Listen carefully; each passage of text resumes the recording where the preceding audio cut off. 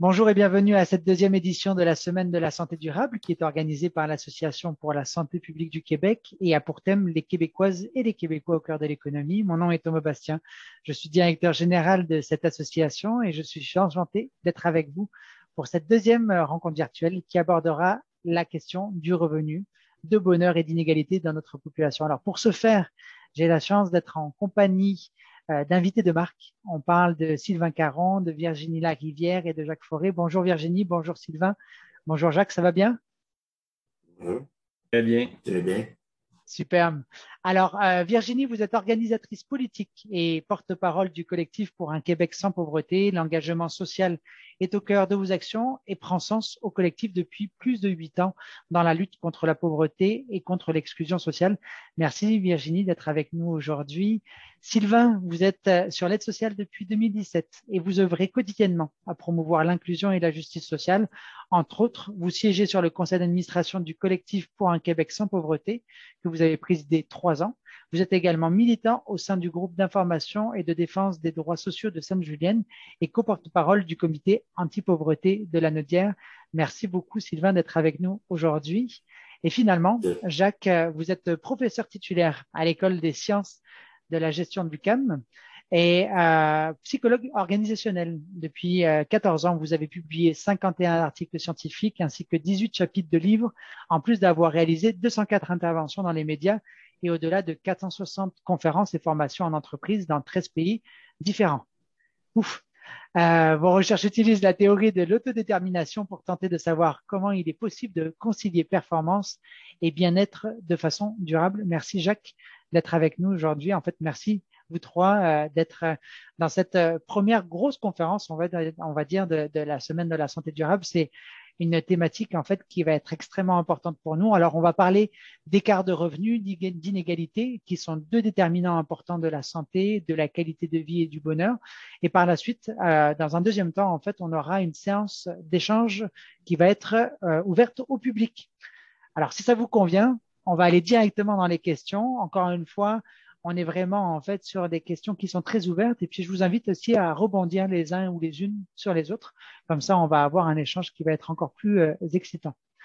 Alors, on va parler bien sûr en fait d'inégalité en matière de revenus et on parle de pauvreté, qui sont des facteurs en fait qui influencent directement la santé physique, la santé mentale et puis la capacité en fait à subvenir de ses voisins, à ses besoins de base, pardon.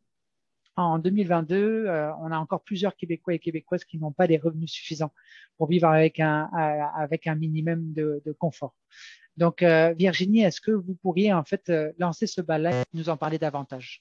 Bon, alors oui, avec plaisir, je peux lancer le bal et répondre succinctement à cette très, très large question. Mais en fait, au Québec, on considère qu'il y a à peu près là, d'une année à l'autre, là, depuis un bon 20-30 ans, à peu près une personne sur 10 qui ne couvre pas ses besoins de base.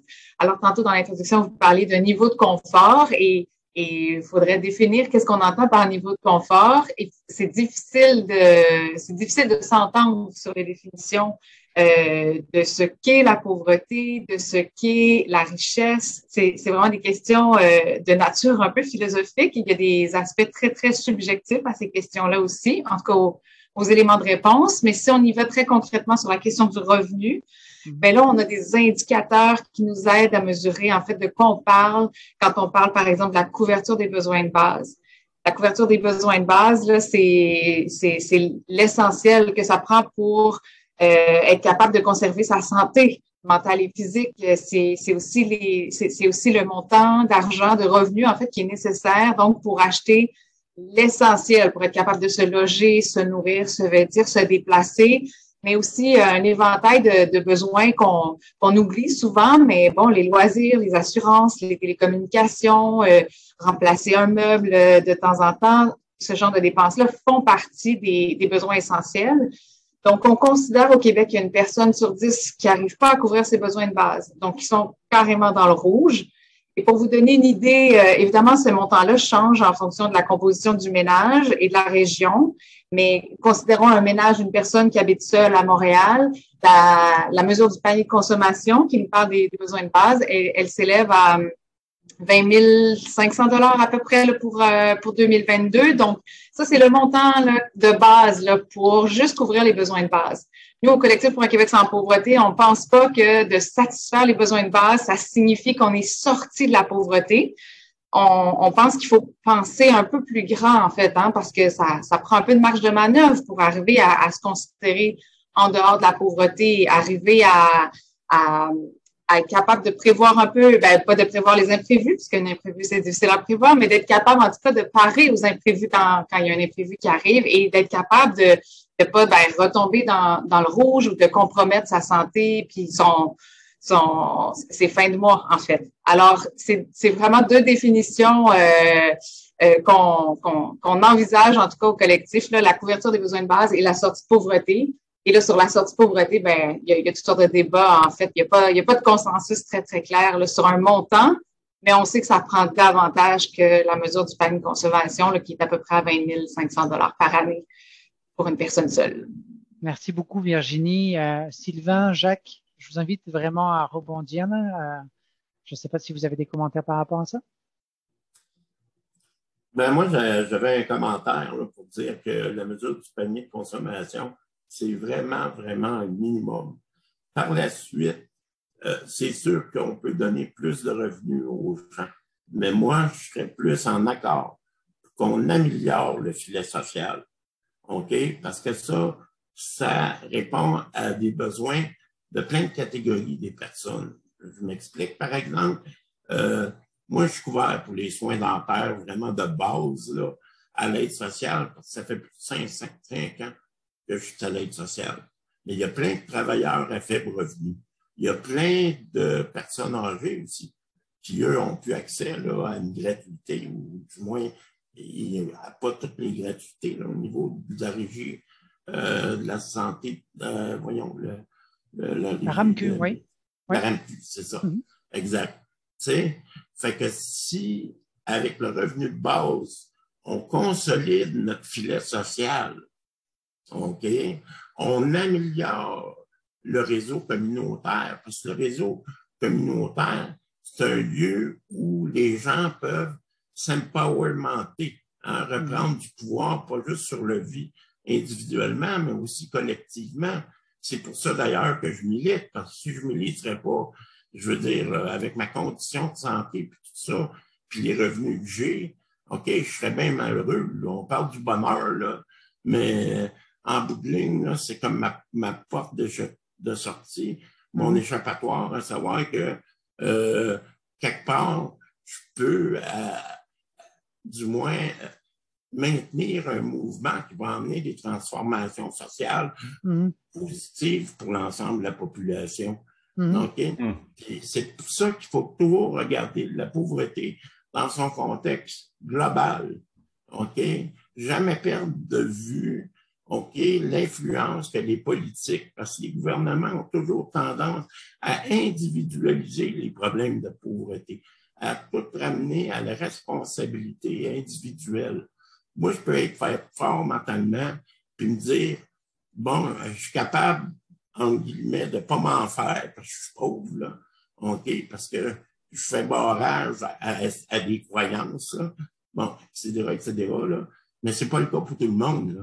Ça ne devrait même pas être le cas pour tout le monde. Bien sûr. Oui, bien sûr, bien sûr. On parle de bonheur, là, c'est ça. Ça fait que moi, je trouve que, à défaut d'avoir un revenu viable, qu'on appelle, là, donc un revenu qui nous permette vraiment de sortir de la pauvreté, au moins avoir la mesure du panier de consommation, puis consolider tout ce qui se trouve un peu dans la pyramide de la MPC, à savoir la santé, le logement, le transport, etc., dans une perspective globale là, pour améliorer le sort des populations vulnérables.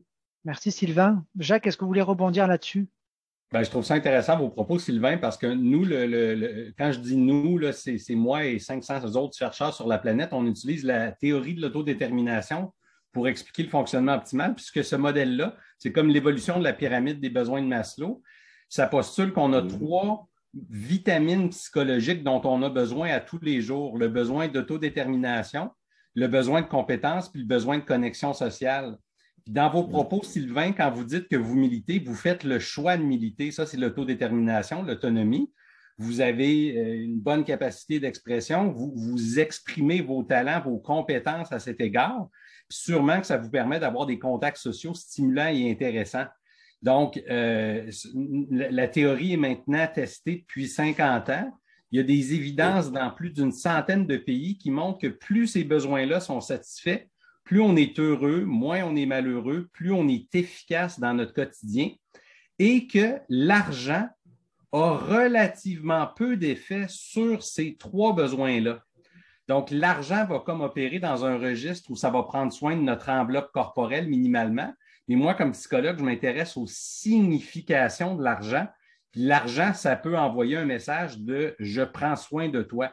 Donc, Sylvain puis Virginie, quand vous militez pour que les revenus soient rehaussés ou que les écarts soient aplatis, c'est justement pour redonner une capacité d'agir ou d'envoyer un message de « je prends soin de toi » à une large frange de la population.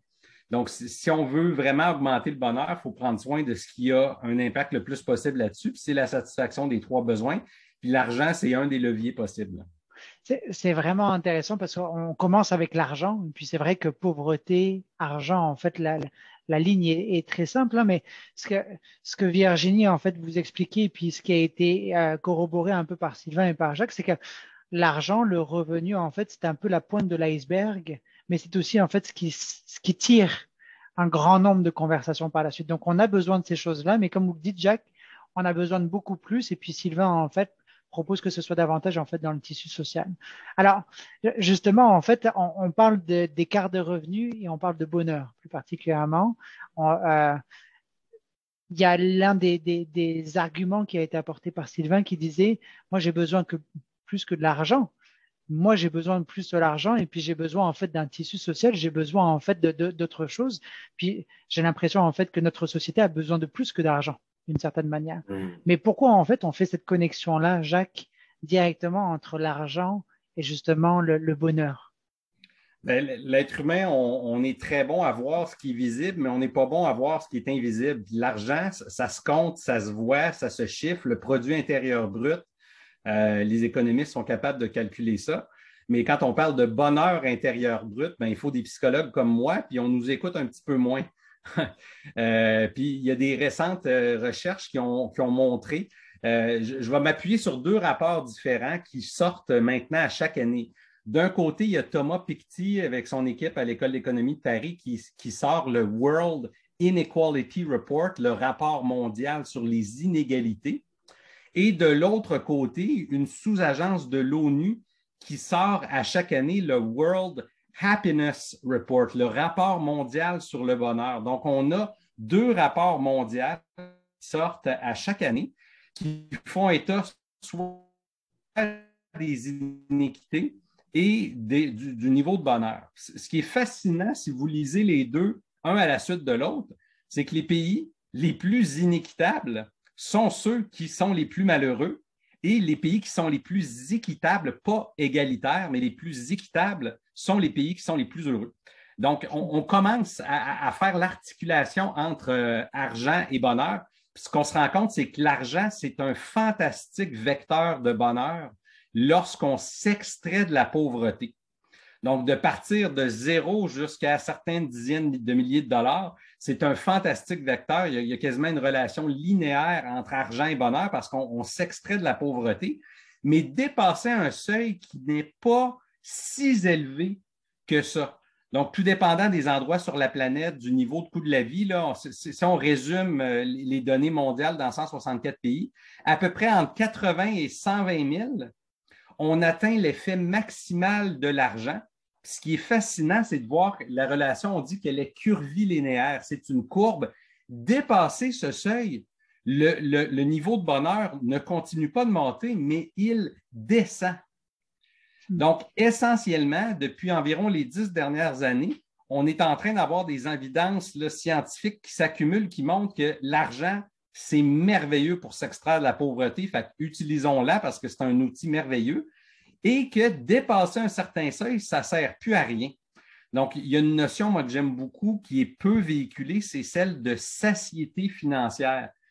Si on allait les 4 au restaurant, puis on était dans un buffet, on se servirait une assiette, on aurait des quantités différentes, mais au final, si à la fin du repas, on est tous repus puis on est satisfait, ça va être correct. C'est la même chose avec l'argent. On s'imagine que plus, c'est toujours mieux, puis on baigne dans cette espèce de discours capitaliste-là, mais il y a cette notion-là de satiété financière. Il y a un seuil où est-ce qu'on atteint assez d'argent, puis il n'est pas si élevé. Donc, entre ces deux notions-là, que l'argent, c'est super pour s'extraire de la pauvreté, puis ça a un effet colossal, utilisons-la là. On n'a pas assez le discours de dépasser un certain seuil, ça ne sert plus à rien. Donc, moi, j'aime beaucoup le discours de Nick Hanauer. C'est un milliardaire américain qui n'a pas la langue dans sa poche. Là, si vous avez la chance de le suivre sur les réseaux sociaux, là, il est très amusant, mais il dit « On ne s'en sortira pas tant qu'on ne me taxera pas, puis on ne taxera pas tous mes amis. » En anglais, il dit « tax like hell », de me taxer comme sans bon sens, parce que c'est la seule façon qu'on va pouvoir faire bénéficier le plus de gens de cette capacité d'agir-là qui est l'argent. Virginie, Sylvain, je vous vois parfois hocher la tête. Est-ce qu'il y a... je trouve ça vraiment intéressant, en fait, parce que ce que Jacques dit, en fait, c'est que plus une société est équitable, en fait, mieux elle redistribue les richesses qui sont créées, plus cette société-là est heureuse et en santé. Il y a des études aussi qui le démontrent bien. Les pays, par exemple, de la Scandinavie, là, on les prend souvent en exemple, mais c'est ceux qui se rapprochent le plus des sociétés les plus équitables. Le taux de criminalité sont très bas, les taux d'éducation sont très hauts, les taux de bonheur également. Donc, pour vrai, quand un État décide de lutter contre la pauvreté, de mieux distribuer les richesses qui sont produites, par évidemment le système fiscal, par des politiques qui sont mises de l'avant. Sylvain parlait d'un filet social et effectivement, si le Québec, par exemple, se dotait d'un filet social en santé qui incluait les dents, parce que les dents font étonnamment partie du corps, là, on aurait très certainement des réponses positives dans l'ensemble de la société, au sens où les gens qui sont très en moyen, les gens qui sont moins en moyen auraient accès à ce genre de services-là. Et ce genre de politique-là aide l'ensemble de la société. On a souvent tendance à entendre dans le discours populaire, en fait, que c'est chacun pour soi, puis que quand on veut, on peut, et qu'on n'a qu'à faire l'effort, donc, pour s'en sortir. Mais on le sait très bien, en fait, quand on étudie ces phénomènes-là, quand on va sur le terrain puis qu'on rencontre les gens qui ont des parcours de vie atypiques, difficiles, qui se retrouvent dans la marginalité ou à la marge, on se rend bien compte, en fait, qu'il suffit absolument pas de vouloir pour pouvoir, ne serait-ce que d'accéder à des services dentaires de qualité. Alors, c'est ça, la pauvreté, ça use les individus qui sont dans cette situation-là, très, très sérieusement, jusqu'à compromettre même leur espérance de vie. Et ça, les directions de santé publique ont très bien documenté ces faits-là, en fait. Hein. On le voit bien entre les quartiers les plus riches et les plus pauvres de Québec ou de Montréal. À Montréal, en tout cas, il y a des écarts moyens dans le revenu de 77 000 $, mais il y a aussi un écart moyen d'à peu près 10 ans dans l'espérance de vie. C'est énorme. Et donc, c'est donc dire que la pauvreté, ça use, là, ça tue, en fait. Ça tue. Ça tue. Et donc, voilà, si on décidait de lutter collectivement contre la pauvreté, certainement, les individus qui sont en situation de pauvreté, ils gagneraient, hein, ils arriveraient à mieux s'en tirer. Ils gagneraient sur le plan de la santé physique et mentale, sur le plan de l'épanouissement, du bonheur et tout ça, mais la collectivité, la société gagnerait aussi.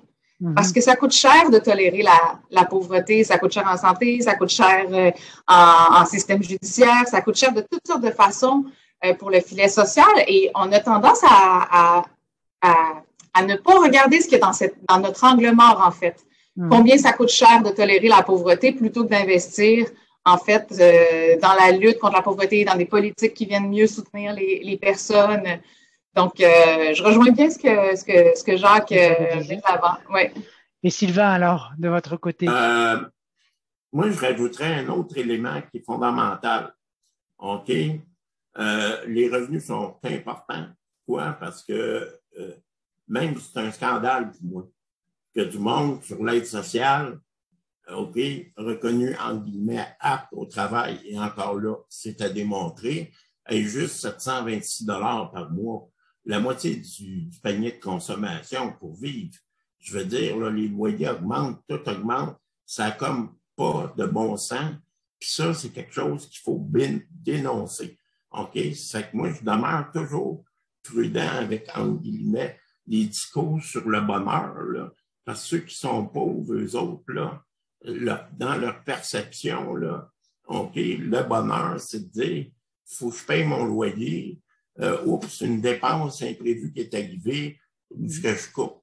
En bouffe, parce que c'est la seule place que je peux couper. Et toutes ces préoccupations-là génèrent du stress. Hein? Puis on le sait, là, les études l'ont démontré au niveau de la santé, que le stress génère du cortisol qui lui-même va amener l'augmentation de maladies, OK, qui sont habituellement immunitaires, là, les possibilités de cancer à long terme, évidemment, là. Mais c'est ça. Puis moi, je l'ai expérimenté, là, parce qu'à l'époque où je travaillais, puis j'avais un bon salaire, OK, j'étais en super santé, j'allais m'entraîner, j'avais un suivi médical, puis tout. Puis là, depuis que je me suis ramassé tranquillement, j'ai déboulé l'échelle sociale, puis je me suis ramassé en situation de pauvreté. Puis depuis ce temps-là, là, étant donné qu'il y avait déjà des problèmes chroniques, ben, c'est tout empiré, là. Tu sais, ça fait que c'est d'où l'importance. Puis ça, moi, je me dis, là, c'est beau de dire, de flyer sur le bonheur, mais il y a quand même 800 000 personnes, il faut jamais l'oublier, qui ne couvrent pas leurs besoins de base. Puis ce que je trouvais important, là, c'est que c'est les politiques qu'on pourrait mettre en place pour, entre guillemets, augmenter le bonheur global de la population, ou peu importe, améliorer les conditions de vie des personnes qui sont en situation de pauvreté, quoi que ce soit, sont basés sur la perception que les citoyens ont de ça. Et lorsque des préjugés, puis ça, c'est un élément fondamental, lorsque des préjugés qui sont,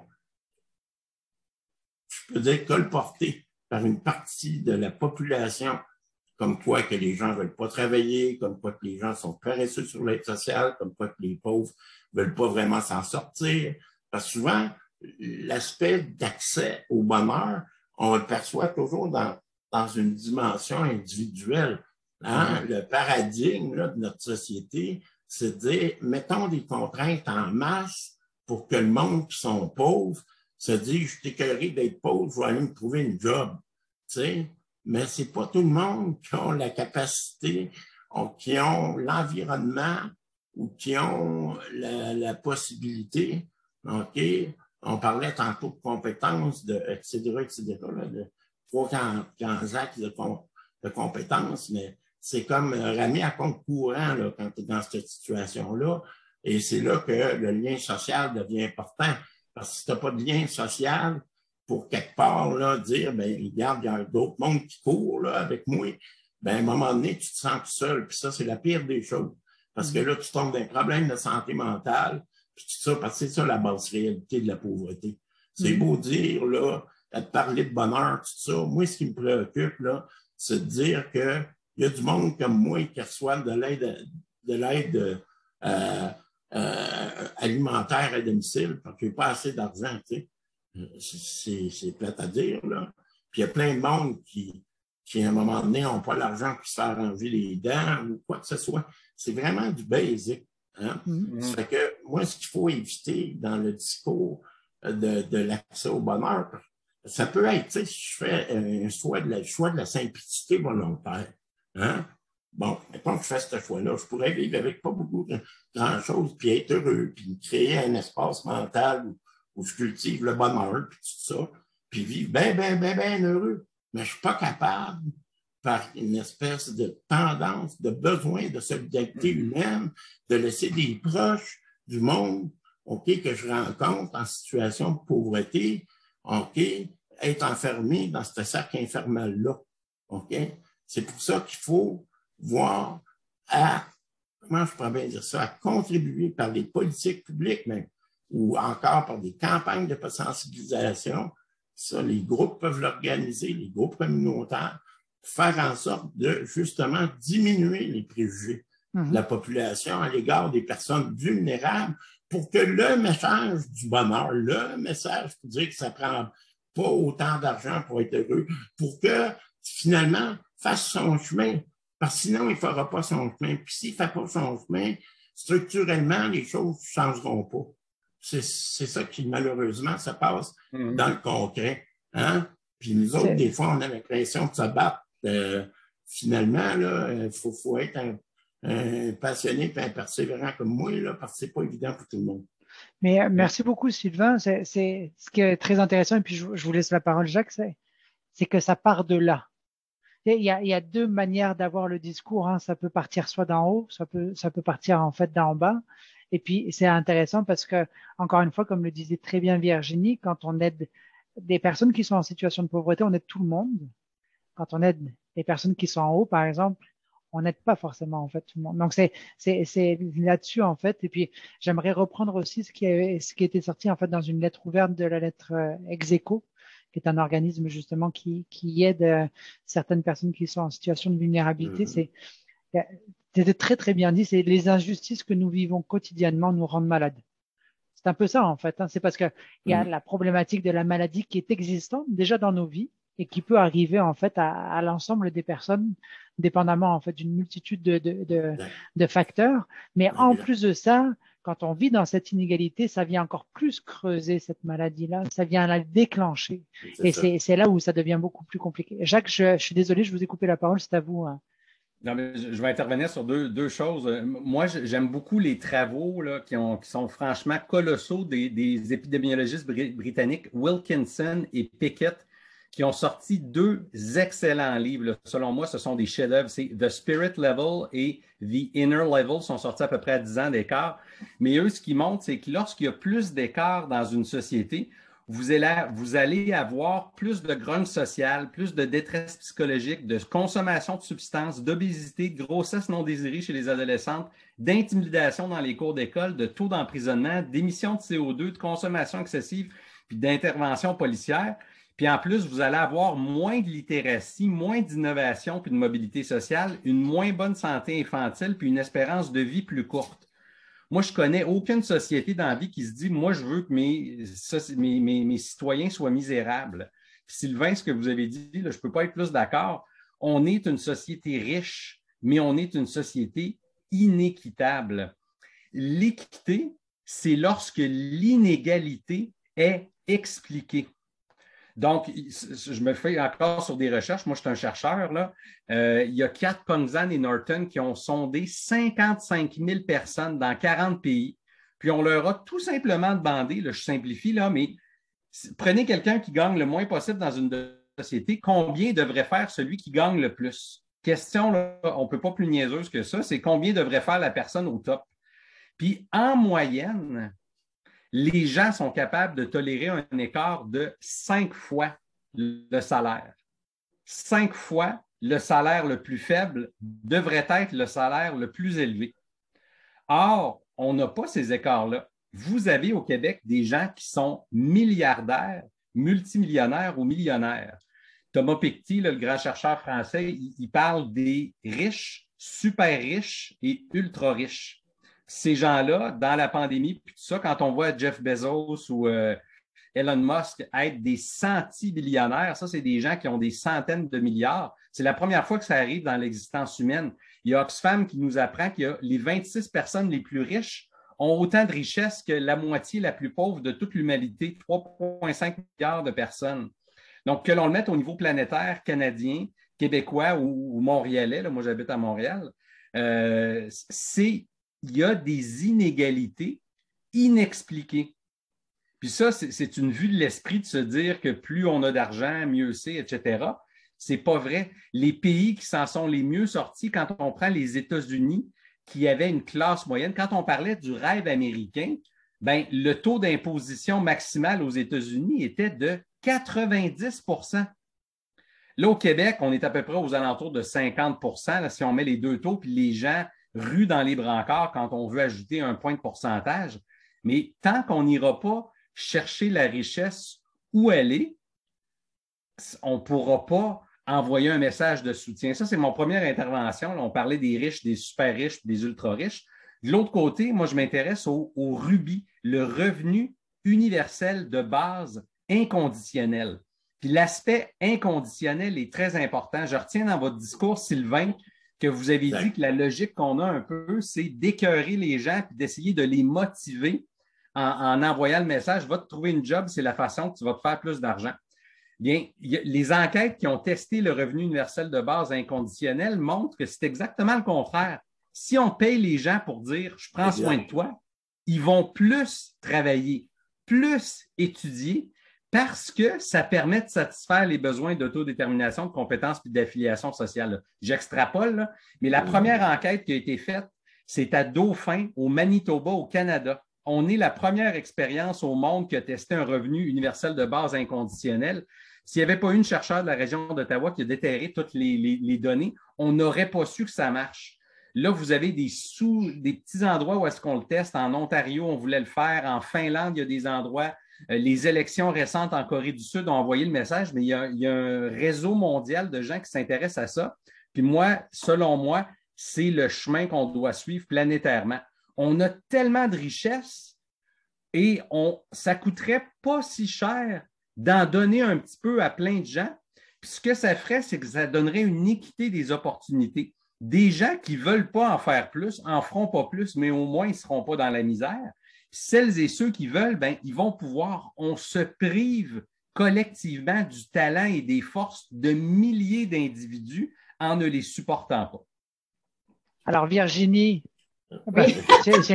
Sylvain fait le pouce et puis c'est parfait. Bon, je pense qu'on est tous d'accord avec ça. Je pense que Virginie, justement, par rapport au collectif, Jacques est en train de rentrer justement dans les solutions à proposer. Donc là, une première solution, le RUBI, justement. Une deuxième solution, une taxation plus importante en fait pour les richesses, notamment au Québec. Est-ce que le collectif, justement, a des propositions à cet effet? Et puis, Sylvain, on ira vers vous aussi également. Okay. Ouais.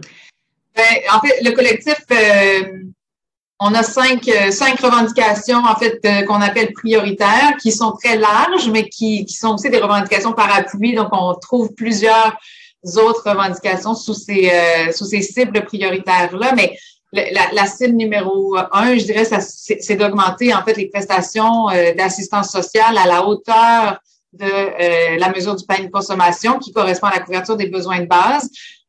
Parce qu'on est une société riche, qu'on a les moyens de le faire, que de tolérer la pauvreté, ça coûte aussi cher en argent, mais en santé et en vie humaine.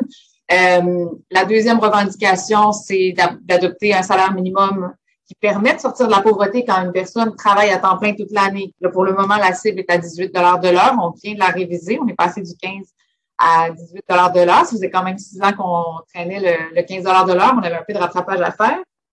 On a une revendication qui est très large, là, mais sur la question des inégalités. Donc, il faut que l'État mette en place des mesures qui permettent de réduire les inégalités parce que Jacques parlait tantôt qu'en moyenne, les citoyens, les citoyennes évaluent que quand le salaire quand le plus bas salaire excède à 5 fois, mon Dieu, j'ai de la misère à le dire, hein, c'est compliqué. Mais quand la personne qui gagne le plus petit salaire et celle qui gagne le salaire maximum, quand l'écart dépasse 5, on comprend en fait que les gens sont plus ou moins d'accord avec ça. Or, on est dans une société où les écarts sont largement plus grands que 5. Donc, on a donc une revendication sur les inégalités. Mais on a une revendication aussi de lutter contre les préjugés. Puis Sylvain faisait état de la question des préjugés, comment, d'une part, les préjugés font très mal aux individus qui les subissent, qui les reçoivent, mais comment ces préjugés-là, en fait, empêchent souvent les avancées en matière de lutte contre la pauvreté. Comment les préjugés servent les politiques qui vont à l'encontre, en fait, de la lutte contre la pauvreté. Puis on le voit bien, toutes sortes les gouvernements ont tendance à user eux-mêmes de préjugés quand ils présentent des projets de loi, comme par exemple le projet de loi qui a mis de l'avant le programme Objectif Emploi, qui est un programme d'employabilité qui vise à forcer les personnes à cité sociale à s'inscrire dans des parcours d'employabilité. Sinon quoi, on va couper dans la prestation de base qui est à 726 $ par mois. Donc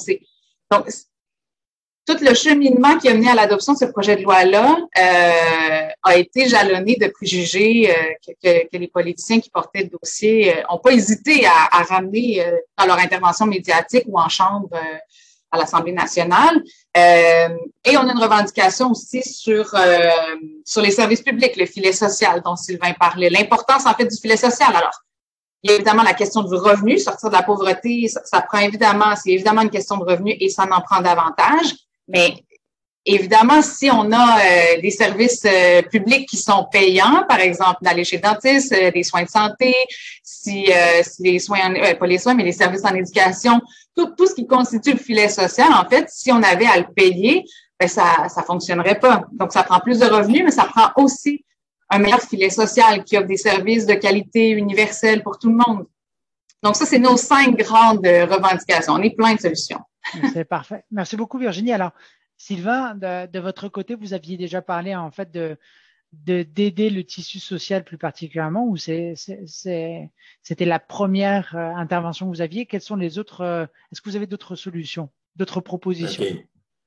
Bien, évidemment, je rejoins Jacques là-dessus, là, concernant le revenu de base là, inconditionnel, là, et surtout inconditionnel. Hein, parce que quand tu es sur l'aide sociale, là, hein, il y a comme une espèce de Big Brother là, et quand tu as peur tout le temps. OK? C'est parce que moi, je le sais, là, les gens en situation de pauvreté, quand il ne te reste plus d'argent à partir de la moitié du mois, oui, tu vas peut-être travailler en dessous de la table puis pogner 200$, mais tu le fais toujours, mettons, 300$ par mois, mais tu le fais toujours avec la chienne de te faire pogner. OK? Je ne sais pas si oui. Alors, le seul objectif que ça, c'est de dire, merde, je vais me rendre jusqu'à la fin du mois parce que j'ai plus d'argent pour manger. Je ne sais pas si vous voyez l'absurdité de la chose, là. Il ne devrait pas avoir des mécanismes de contrôle de cette nature-là pour les gens qui sont les plus défavorisés. OK? Mm-hmm. Ça vient d'un changement qu'il y a eu à la loi, là, qui est passé, on peut dire, c'est un principe de loi, je pense, vers la fin des années 80, là, où ce qu'on pensait la prestation de base sur la base des besoins des personnes. Puis on en a fait un programme d'aide de dernier recours. Et c'est là, c'est là que la philosophie qu'on a installée avec l'aide de dernier recours, c'est de dire on va mettre tout en place des obstacles, OK, pour faire en sorte que les personnes, OK, écœurées de se sentir surveillées, écœurées des préjugés, écœurés de manquer de l'argent, comme je vous l'ai dit à un moment donné, vont faire des efforts pour s'en sortir. Puis je le sais, là, Jacques, tu as parfaitement raison là, pour l'étude au Manitoba, puis tout ça, je l'ai lu moi-même. Là. Donc, puis je sais que c'est tout le contraire. C'est pourquoi? Parce que quand tu es pauvre, OK, la pauvreté occupe un grand champ de ton espace mental. Hein? Un peu comme on dit que les femmes, on ambitionne sur l'espace mental en ce qui touche les tâches ménagères. Là. Tu tapes souvent les doubles, tu sais, les deux. Mais c'est la même affaire pour la pauvreté. Tu sais. La pauvreté, une charge mentale est énorme. Okay? Puis cette charge mentale-là, elle peut amener soit des problèmes de santé mentale, soit des problèmes de santé physique, ou pire encore, OK, à des problèmes de décrochage social. Quand je parle de décrochage social, c'est comme si tu te dis, ben regarde, je suis né pour un petit pain, puis je reste à ma place, je ne bouge plus, j'arrête de m'en faire, puis je n'agis plus. Hein? C'est comme si c'est un mécanisme de défense là, qui, personnellement, n'est pas ben en tout cas, ce n'est pas celui que j'utilise, là, mais malheureusement, il y a des personnes qui, à un moment donné, OK, s'enferment dans leur solitude, dans leur isolement, parce qu'ils ne sont pas capables de supporter, OK, le stress de la pauvreté, puis tout ce que ça prend comme énergie en termes d'espace mental, tu sais. Ça fait que, est-ce qu'on peut concevoir des politiques, OK, ou des systèmes, ou quoi que ce soit, qui permettent de diminuer tout ça, hein? Puis souvent, les politiques de base les plus efficaces, ça a toujours été montré. je pense que Virginie l'a démontré. On parlait des expériences dans des pays où on a beaucoup en préoccupation, tout ce qui touche les questions d'équité et tout ça, là. OK? Mais la base, c'est des politiques de revenus qui permettent aux gens de se sortir de la pauvreté avec des bons systèmes sociaux qui permettent aux gens de combler les besoins sociaux ou de santé qu'il peut y avoir, ainsi que les besoins d'éducation qui sont reliés là, justement aux besoins d'acquérir des compétences, de faire une contribution à la société, tout ça. OK? Et donc, je trouve que dans ce sens-là, si j'aurais à dire en priorité, on s'attaque à quoi? Moi, je dis, garde, le revenu de base là, inconditionnel, c'est la première mesure à mettre en place. Okay? Il y a un mythe tenace à ce sujet, là. Les gens relatent souvent ce que Félix Leclerc avait dit, que la meilleure façon de tuer quelqu'un, c'est de le payer à rien faire. Là. Mais l'être humain ne peut pas rien faire. On n'est pas câblé pour rien faire. On est naturellement orienté vers l'efficacité, vers le choix, puis vers la relation sociale. C'est une fausse croyance de penser que si on aide les gens, ils vont se nuire à eux-mêmes. Moi, ça me met hors de moi. Puis, imaginez-vous un chef d'entreprise qui a 1000 employés. Il n'y a pas de chef d'entreprise qui se dit, tiens, il y a 600 personnes là-dedans là, que je vais me priver de leur talent. On veut utiliser le talent de tout le monde. C'est ce que nos politiciens devraient avoir en tête. Mettons, si on se met au niveau du Québec, j'ai 8 millions de personnes. Je veux utiliser le plein talent, le plein potentiel de tout ce monde-là. Mais ce qu'on fait comme choix, c'est de se dire, bon, il y a une partie du monde, là, on va les laisser tomber. Puis on va s'imaginer, en se donnant bonne conscience, qu'on va les mettre dans des conditions minimales, que ça va être assez. Mais on se prive collectivement de talent, de force, de compétences dont on pourrait bénéficier. En tout cas, moi, ça m'anime beaucoup là, de penser ça. Puis je trouve qu'on fait mal les choses et qu'on devrait... Moi, en tout cas, je parle comme chercheur. Là. Quand tu vois qu'il y a des pays qui font des choses qui marchent, pourquoi on ne les imiterait pas? Si vous regardez à Vienne, en Autriche, je crois que c'est une personne sur deux qui vit dans des logements étatiques à des coûts qui sont tout à fait raisonnables. Mais pourquoi on n'aurait pas ça à Montréal? Des logements que si ça fait 2 ans que tu habites là, certaines conditions, mais minimales, ça fait 2 ans que tu habites là, tu as accès à un logement qui est assez grand pour une famille, puis qui n'ampute pas 65 de ton budget. C'est une idée tout à fait faisable. On a un pays qui le fait. En Norvège, en Finlande, vous avez une transparence salariale. Tous les salaires sont diffusés sur Internet. Fait que s'il y a quelqu'un qui triche à quelque part, ça va se savoir. Puis ça, pourquoi ils le rendent transparent? Ben, c'est parce qu'il y a des écarts qui sont explicables. Il y a certaines organisations qui décident de le faire, mais pourquoi on ne le ferait pas au niveau étatique? Moi, ça ne me dérangerait pas que mon salaire soit public. Il l'est déjà de toute façon, notre convention collective, vous pouvez la trouver sur Internet. Il y a plein de moyens relativement simples, mais je reprends votre propos, Sylvain, c'est des philosophies, c'est des croyances qui sont erronées. Moi, ce pourquoi je suis allé en recherche, c'est que justement, ces croyances-là, on les teste, puis ensuite, on va voir si on a raison ou pas. La seule chose que j'ai fait aujourd'hui dans l'entretien, c'est de relater certaines recherches là, de dizaines de personnes bien brillantes qui sont allées voir sur des décennies qu'est-ce qui s'est fait. Puis il y a des trucs qui existent. La société financière, ça existe. Un écart explicable, ça existe. Puis que le plus de gens soient le plus heureux, souvent, longtemps et intensément, c'est aussi possible. Puis là, c'est d'avoir la difficile conversation, de se dire qu'est-ce qu'on fait de tout croche, puis comment on peut remédier à ça. Puis là, c'est là que des gens comme Sylvain, Virginie ou vous, Thomas, entrez en ligne de compte. Moi, je fais juste on fait juste le tester, puis on rapporte ça, mais ensuite, il faut agir. Ce qui est vraiment intéressant, et puis je reviendrai, Sylvain, sur ce que vous avez dit, sur l'acharnement d'inégalité. Oui. C'est que c'est pas assez que la personne est en train de se noyer, il faut vraiment qu'on mette la tête encore en bas. Donc, on surveille, on discrédite, on va plus loin, en fait, dans des démarches qui vont inhumaniser certaines personnes et qui vont les mettre encore plus dans des problématiques de santé quelconque, mais en plus de ça, de les couper d'un tissu social qui est nécessaire pour arriver. Jacques, j'aimerais aussi rebondir sur quelque chose que vous avez dit. Là, ce qui est intéressant, en fait, c'est que c'est vraiment un discours de personne qui a travaillé trop et puis qui, à un moment, décide de prendre des vacances et qui dit « je vais rien faire ».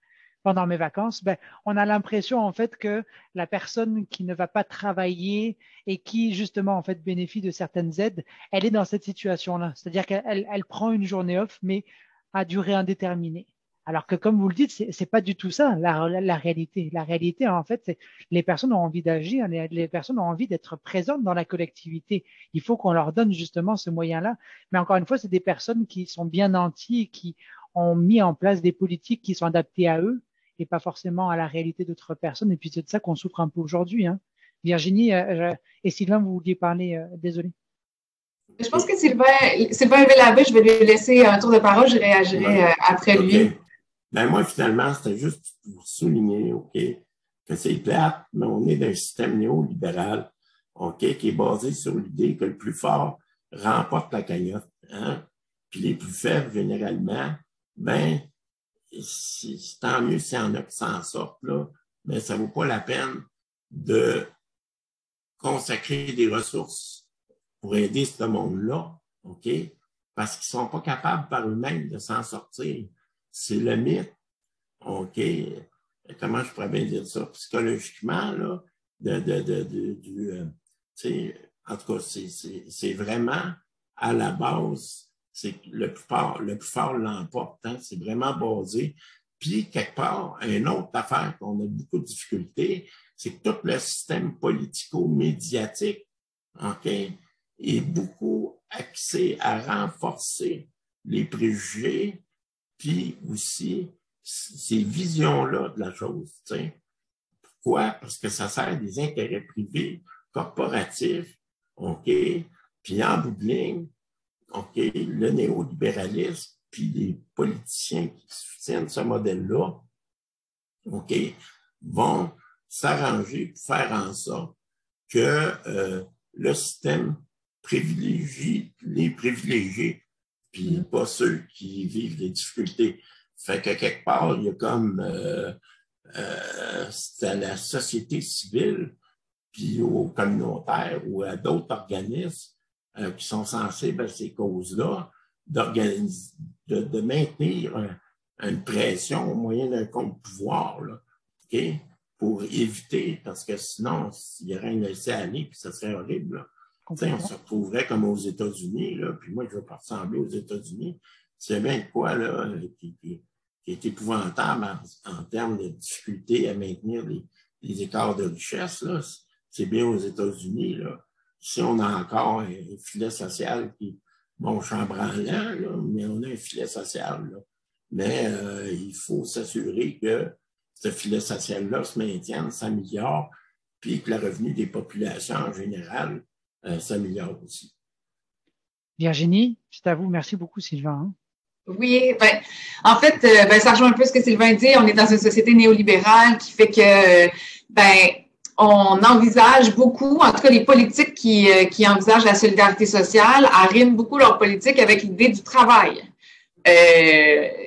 Puis tantôt, Jacques parlait du PIB, qui est un indicateur qui est utilisé mondialement, mais qui est tout à fait désuet et qui ne prend pas en compte toutes sortes d'éléments comme la nature, l'environnement, les apports en fait qui ne sont pas financiers à la société, que ce soit des individus ou de l'environnement, par exemple.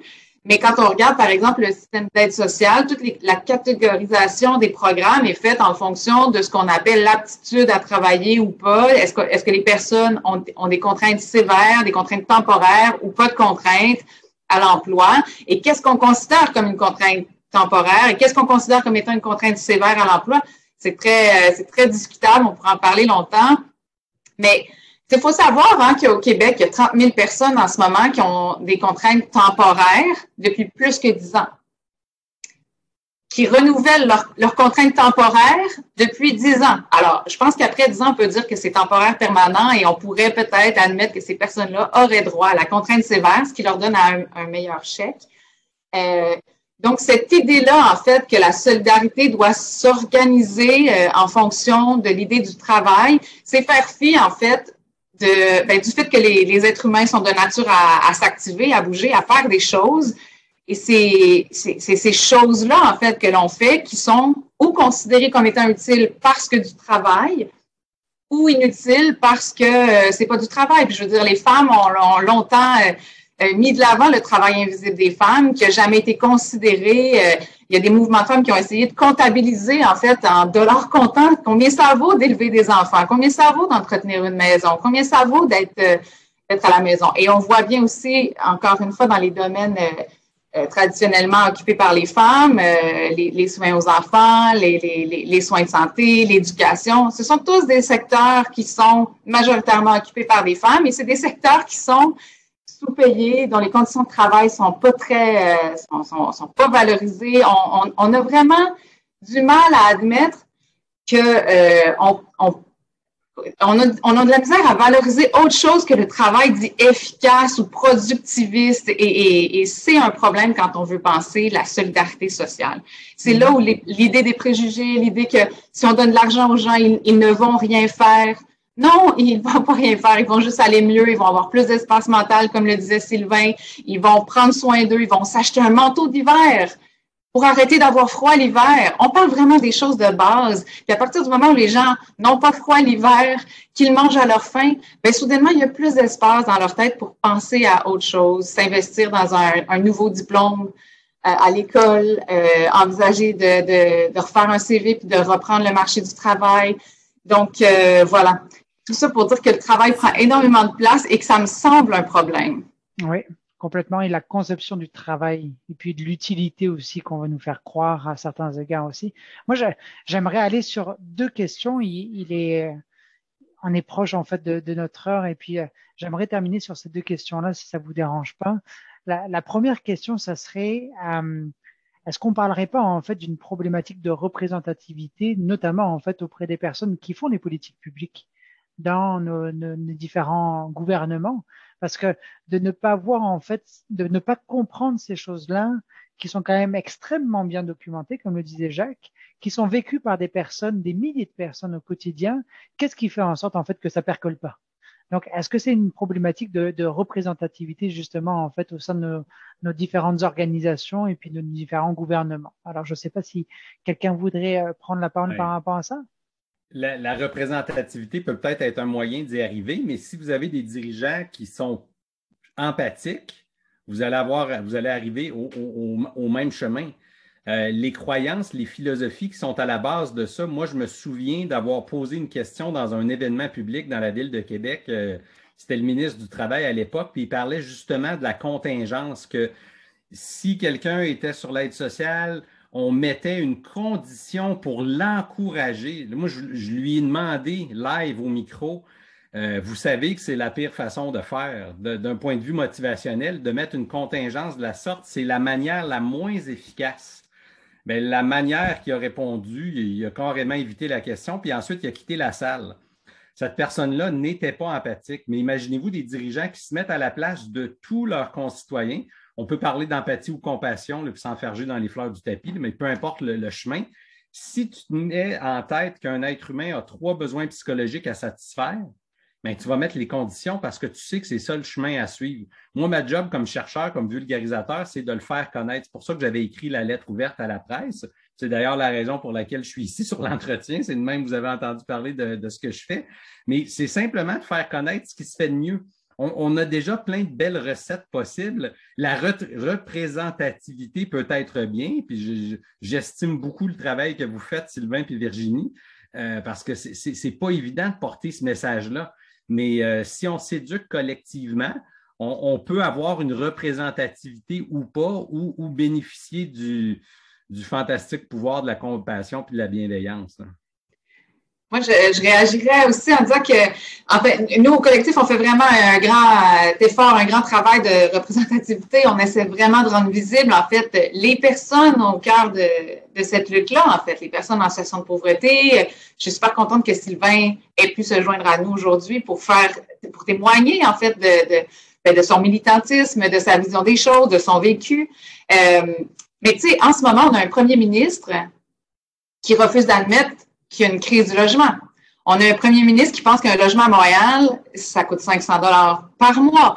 On a un premier ministre qui refuse d'entendre quoi que ce soit. Je veux dire, ça fait 2 ans qu'on est en pandémie. Le fédéral a mis de l'avant des prestations offrant 2 000 $ aux travailleurs. Encore une fois, la place du travail dans notre société et organise la solidarité sociale. On n'a rien à faire aux personnes à cité sociale. Rien de rien, alors qu'on sait que les dépenses ont été plus grandes, la possibilité de faire davantage de revenus réduite à néant, et on n'a rien à faire aux personnes à cité sociale. On les a laissées dans la marge, malgré tous les appels qu'on a fait au ministre de la Solidarité sociale, qui est Jean Boulet, et le premier ministre. Alors, il y a vraiment, c'est ça demande beaucoup de travail, en fait, de sensibiliser le gouvernement, les politiques, et de leur côté, je pense qu'ils sont très animés de certaines idées, en fait, qui correspondent pas du tout à ce qu'on essaie de leur faire comprendre. Donc, il y a beaucoup de difficultés dans la transmission du message.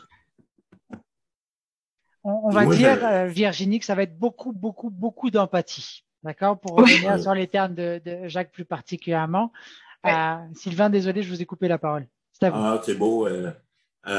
Moi, je voulais mettre un accent, là. On n'a peut-être pas porté, mais c'est en parlant de la participation citoyenne, puis de tout le volet de représentativité, puis etc., c'est que ce qui serait important, OK, c'est on parle de refondation, de du système de santé, il faudrait redémocratiser les structures de décision au niveau du bien-être humain.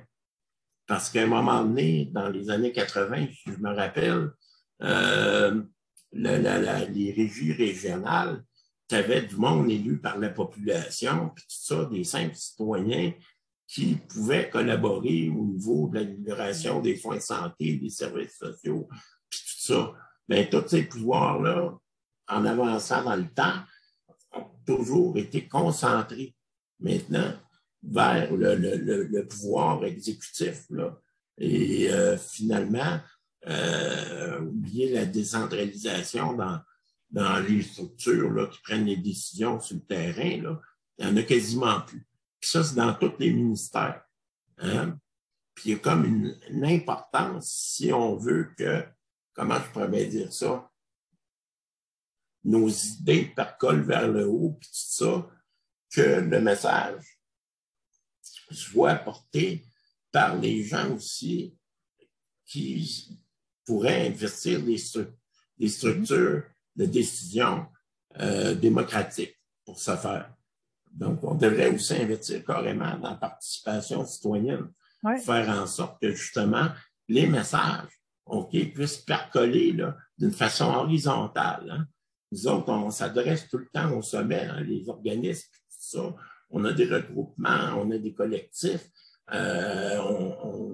on se mobilise ensemble pour avoir un pouvoir d'attraction, tout ça, mais au niveau de la population, donc, c'est quand les gens sont mis à contact avec ceux qui vivent le problème, puis qui constatent que c'est des êtres humains, puis non, c'est pas des profiteurs, puis non, je sais pas si tu vois, là, c'est quand on fait un mix des citoyens et des personnes qui vivent des difficultés sociales là, multiples.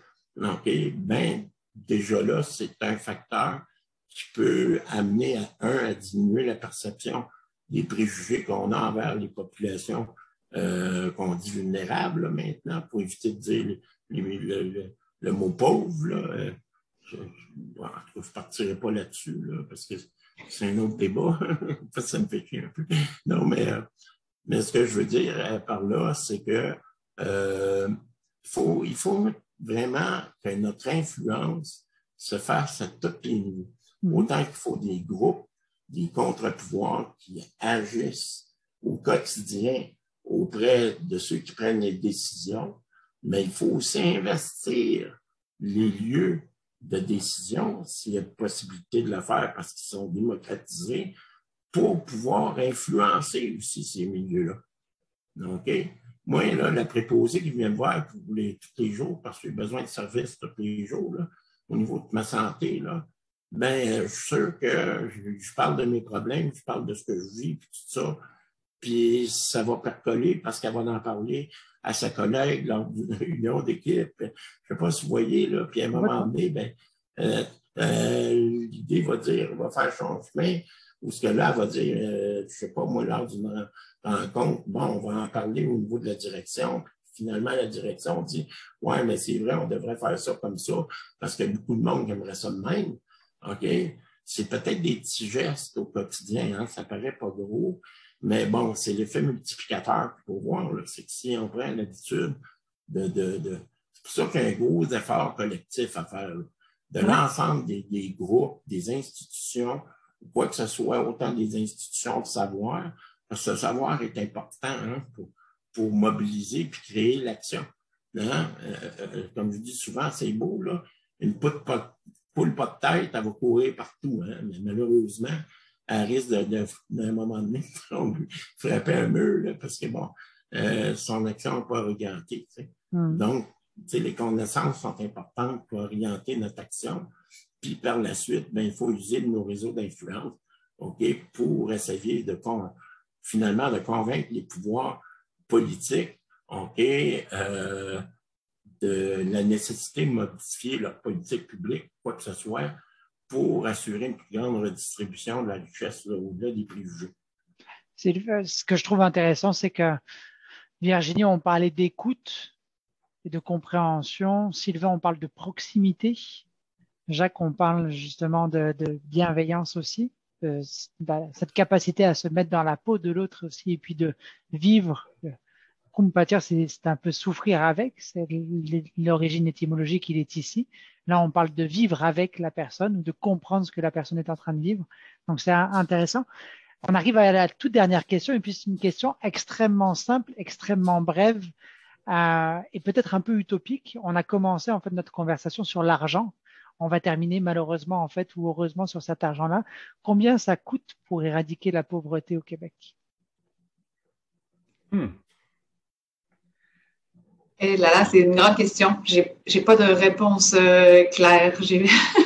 Sur combien ça coûte. Il faudrait calculer aussi combien ça coûte de tolérer la pauvreté. Il y a toutes sortes de calculs à faire. J'ai pas de réponse. En fait, la contre-proposition, Virginie, est très intéressante aussi. Ça fait partie d'une réponse. Donc, c'est parfait. C'est combien ça nous coûte, en fait, de tolérer la pauvreté? C'est une très, très bonne question. Jacques? Bien, encore là, je vais mettre mon chapeau de chercheur parce que c'est le seul chapeau que j'ai, là. Mais il y a Oishi, un chercheur sur le bien-être subjectif, le subjective well-being, qui a montré très clairement que la séquence qui explique au final une plus grande quantité de bien-être subjectif chez une large palette de gens, une des variables clés de cette chaîne-là, c'est l'impôt ou la taxation progressive. Puis quand on parle de progressivité, c'est chaque palier qui change. Quand on parle d'un taux d'imposition à 50 %, ce n'est pas 100 % de votre revenu qui est taxé à 50 %, c'est dépasser un certain seuil. Les gens comprennent mal les fourchettes ou les brackets. Moi, ça ne me dérange pas que quelqu'un, à son 10e million, soit taxé à 90, 95, voire 99 %. Si moi, dans ma vie, je me rends là, que sur mon 10 millions supplémentaires, il m'en reste juste un, mais c'est quand même bien 1 million de plus que toutes les autres. Cette espèce de peur-là viscérale que les économistes ont de parler de ça, c'est qu'ils parlent juste d'argent. L'argent, ce n'est pas neutre. Ça a des significations psychologiques. Puis si on voit à travers le prisme de l'argent la bienveillance, la bienfaisance, l'amour qu'on porte à son prochain, on n'aura pas de misère à augmenter le taux d'imposition ou de taxation. Si vous regardez, vous lisez le journal, là, vous voyez d'un côté qu'il n'y a jamais eu autant de pauvreté, puis de l'autre côté, vous voyez que les vendeurs de voitures de luxe ont des chiffres absolument faramineux. Moi, je ne peux pas concevoir qu'on a ça dans un seul et même journal. Il faut avoir une vue holistique, puis de se dire que l'argent, c'est un des moyens qu'on a et ça coûte cher. D'ailleurs, Wilkinson et Pickett, les deux épidémiologistes britanniques, montrent que lorsqu'on aide les gens, c'est tout le monde qui en bénéficie, dans le sens que même les ultra-riches, les super-riches, les moins riches et les gens plus pauvres vont en bénéficier. C'est pas vrai que c'est de rediriger tout l'argent de la société à un certain groupe. C'est tout simplement prendre soin des autres, point à la ligne. Fait que j'ai pas de chiffre à votre question, Thomas, Mais il y a des indications sur des façons de faire là, qui peuvent nous enligner à tout le moins. C'est marrant parce que Jacques, avec la question que vous avez, c'est pas combien ça coûte, mais c'est combien on devrait investir. Et déjà, c'est autre chose. Parce qu'on ne parle pas en fait d'une dépense, mais on parle vraiment d'un investissement. Et puis j'aime beaucoup en fait le fait que Virginie aille du côté en disant non, combien ça nous coûte actuellement en fait de ne pas en prendre soin. Et là, on arrive sur combien ça nous prendrait pour investir. Et puis c'est un investissement en fait qui est des ultra riches, des riches, mais aussi en fait de l'ensemble de la population pour qu'on arrive à se tenir en une sorte de cohésion en fait de société. Sylvain, de votre côté. Ben moi, c'est sûr, là, moi, être comme Virginie, en entrée de jeu dans la question, en savoir que le montant exact que ça prendrait, OK, bon, on pourrait l'établir parce que je sais qu'il y a des études qui ont été faites là-dessus, là. Il y a des mêmes, j'ai entendu déjà des estimés, là, mais je m'en souviens pas, là, de mémoire, ça fait que je voudrais pas induire personne en erreur. Mais déjà, les coûts de la pauvreté, ça, c'est un élément, comment je pourrais dire ça, là, qui peut être utile pour démontrer justement comment l'importance de diminuer la pauvreté finalement. Puis moi, je me dis, ce qui est intéressant quand j'écoute Jacques parler, c'est qu'on devrait avoir autant, comment je pourrais bien dire ça, là, hier, je pensais justement à notre rencontre aujourd'hui, puis je trouvais pas le terme, là. Il y a une analyse qui se fait féministe, là, au niveau des postes, puis l'ADS? Hein? De l'ADS? L'analyse différenciée selon les sexes? Oui, c'est ça, l'analyse. On devrait avoir une analyse différentielle selon les personnes vulnérables ou en situation de pauvreté. Je ne sais pas si tu comprends un peu l'idée, là. C'est que dans l'établissement de nos politiques publiques, autant au niveau de la sécurité du revenu, pour ce qui est des prestations à revenus, ou que ce soit au niveau des services de santé, quoi que ce soit, c'est qu'on devrait passer ces politiques-là, justement, en quoi elles réduisent vraiment l'écart, OK? Puis qu'elles participent à l'augmentation du bien-être collectif, tu sais, ce qui devrait être finalement un projet normal là, pour toute société riche et, je peux dire, là, démocratique, là. En tout cas, supposément, mais bon, en tout cas, ça, c'est un autre débat. Mais, en tout cas, pour moi, il y a une nécessité d'investir, OK, pour augmenter, OK, les minimums, OK, des revenus sur lesquels se basent, qui sont nécessaires pour vivre. Oui, complètement. Puis toutes moi, je dirais, là, s'il y aurait un objectif à cibler en termes de dire, je dois investir tant d'argent pour, par exemple, sortir le monde de la pauvreté, c'est, mettons, la MPC, on fait un RBI, puis on donne un montant global à toutes les personnes en situation de pauvreté de, mettons, là, l'équivalent de la MPC. T'sais, bon, combien ça représenterait, là? Je pense que j'ai déjà entendu quelque part là, dire 54 milliards, là, mais sous toute réserve. Là, sous toute réserve. Ça fait beaucoup de milliards, Sylvain. Mais encore une fois, c'est très intéressant parce que c'était un peu une question piège. Et puis j'aime ça, en fait, que vous n'ayez pas répondu à la question. Parce qu'il faut qu'on la retourne complètement. Juste oui, allez-y, Sylvain. Milliards, là, ben là, après ça, si tu soustrais ce que tu sauves en soins de santé, si tu soustrais, en fait, finalement, tu économises en bout de la ligne. Oui, exactement. Oui, non, complètement. C'est pour ça qu'on parle d'un investissement aussi. Puis j'ai beaucoup aimé, merci Sylvain, merci Virginie et merci Jacques pour le retournement de la question. C'est une question que les gens pourraient poser, mais là, on en a d'autres justement de questions. C'est peut-être en fait le début d'une plus grande question ou alors peut-être d'autres résultats desquels on pourra se parler l'année prochaine lors de la prochaine semaine en fait de la santé durable. Peut-être qu'on aura en fait d'autres résultats par rapport à ça. Je tenais à nouveau à vous remercier. On arrive justement à la fin de cette session-ci. On va passer après directement en fait en Facebook Live pour avoir des questions directement. Mais merci pour votre temps. C'était vraiment apprécié. Et puis, on va inviter justement en fait les gens qui ont des questions à poser leurs questions, mais aussi en fait à aller directement voir le profil de Jacques, le profil de Virginie, ou alors de parler directement avec Sylvain s'ils ont d'autres questions justement à poser par la suite. Merci à nouveau et à très bientôt alors, j'espère. Merci.